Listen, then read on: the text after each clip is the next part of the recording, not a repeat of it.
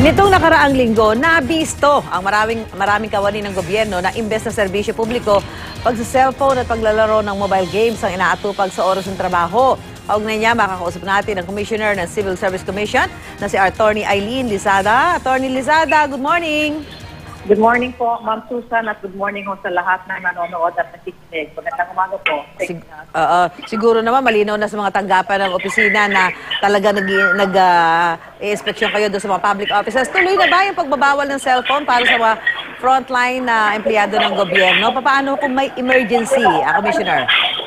Wala pa ho tayong polisiya in place regarding cellphone sa mga frontliners unless ang mga national government agencies or the LGUs, unless meron ho silang internal policy. So, yun ho yung ating gustong step. After my regional visit, I might come up with suggestions to the commission. We are a commission, we are a collegial body headed by Chairman Bala, tapos nandyan ho si Commissioner Bal Valderosa. So, ang gagawin ko po, kasi yung suggestion na yan came from one director po. And sabi niya, ma'am, what if, para sa gaya ng mga call center, di ba po, wala naman talagang cellphone ang mga call center agents para nakaka-focus po sila.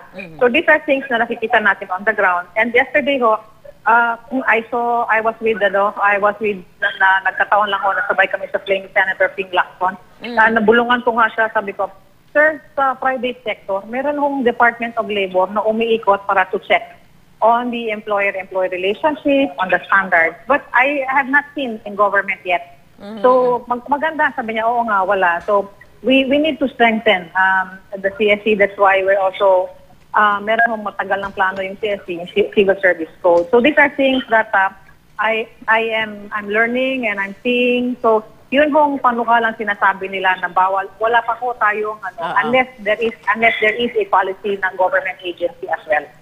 Commissioner, bukod doon sa pinaplanong pagbabawal ng cellphone, ano ba yung mga hakbang para matiyak na efficient yung ating mga government workers? Yun ho, that's why we are doing the round. Kasi matatanda naman ho talaga kaming lahat na sa gobyerno.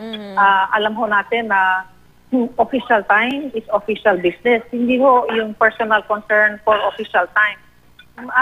You need to love your work. Kailangan ho mahalin natin yung trabaho natin, yung ating, basically it's bayan. Kasi hindi nyo maiisip ng ganyan. If you have empathy, kung meron ho kayong compassion sa ginagawa, that's why we want to instill that, Ma'am Susan, again, doon sa ating mga kawani ng gobyerno. Kasi di ba ho, simple lang, tubig. Pag nasa bahay ho tayo at pag may tulo ho yung gripo natin, di ba talaga hahanap pa ng plumber, ayusin mo kasi dagdag na sa expenses.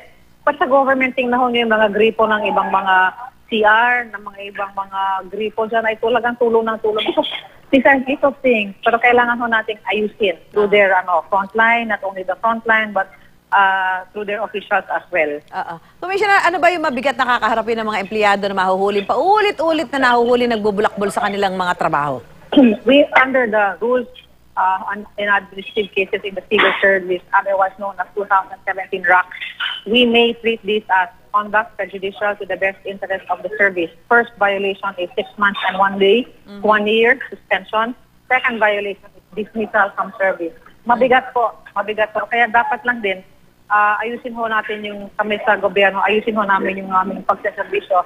Kasi ho, pang fourth tranche na kami sa sweldo, mataas ho yung sweldo namin. Nakakaya naman ho, hindi ko nilalahat. Pero nakakaya naman ho kung ganito ang nakikita ng mga ng publiko sa atin. Frontliners, you are the face of the agency. Whatever you say, whatever you do, will reflect in sa agency po ninyo. So tuloy-tuloy ang pag-iikot nyo, surprise inspection.